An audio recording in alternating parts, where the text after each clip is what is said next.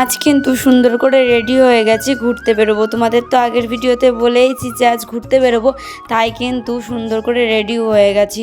আর এদিকে বরমশাই কিন্তু এখনও স্নান করেই আসতে পারিনি, তার আগে আমি পুরো রেডি হয়ে বসে রয়েছি।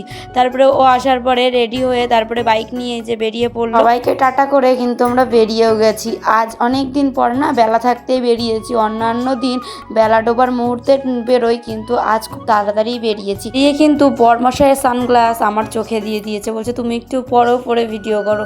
তারপরে দেখো আমরা দুজন কি খুশি খুশি মনে যাচ্ছি, কিন্তু অর্ধেক রাস্তায় যাওয়ার পরেই কিন্তু দুজনের ঝগড়া লেগে গেছিলো।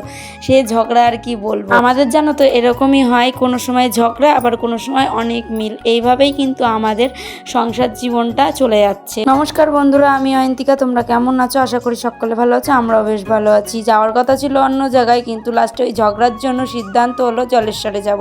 তো দেখছো তো অনেকেই কিন্তু বাঘ নিয়ে জলেশ্বরে আগের দিনই আসছে, সোমবারে জল ঢালবে তাই। আর আমরা তো গেছিলাম রবিবারে ঘুরতে। তারপরে দেখো জলেশ্বর মন্দিরের উপরে কি সুন্দর লাগছে, আকাশটা কিন্তু অপূর্ব ছিল। আর আমরা জানো তো শ্রাবণ মাসে যে মেলা হয় সেটা জানতামই না, আগে কখনো আসেওনি শ্রাবণ মাসে মেলাতে। তো আজ আমি ঢুকেই মেলা দেখে পুরো অবাক। আমি আমার বর্মশাইকে বলছি তুমি কেন আমাকে বলো নিচে মেলা হয়? ও বলছে আমি নিজেই জানি না।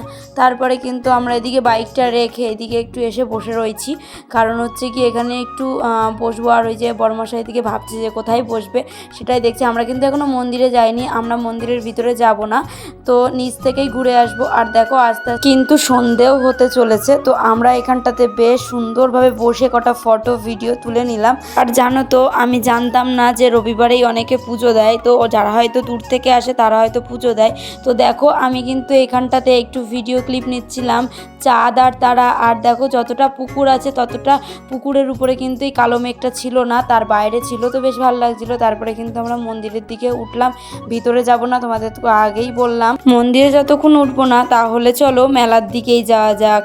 বলতে বলতে কিন্তু এদিকে মেলার সাইডেও চলে এসেছি। আর এদিকে হচ্ছে গিয়ে বর্মশাই একটা কালো কালারের ভেসলেট নেবে বলছিল, তো সেটাই কিনলাম। আর তার সাথে কিন্তু এই বিড়ালগুলো এবার খুব ট্রেন্ডিং, মেলাতে প্রত্যেকটা দোকানেই রয়েছে। তো বর্মশাইয়ের খুব পছন্দ হয়েছে।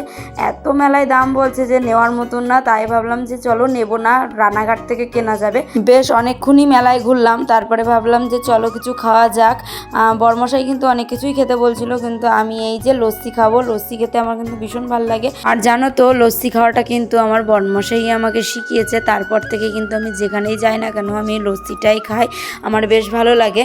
তো তারপরে কিন্তু আমরা মেলা টেলা ঘুরে কিছু কেনাকাটা করে এদিকে বাড়ির দিকেও যাচ্ছি। আর এইদিকে দেখো পুকুরের ওই পাশ থেকে মন্দিরটা কত সুন্দর লাগছে। তো ভিডিওটা কেমন লাগলো অবশ্যই কমেন্ট করে জানিও।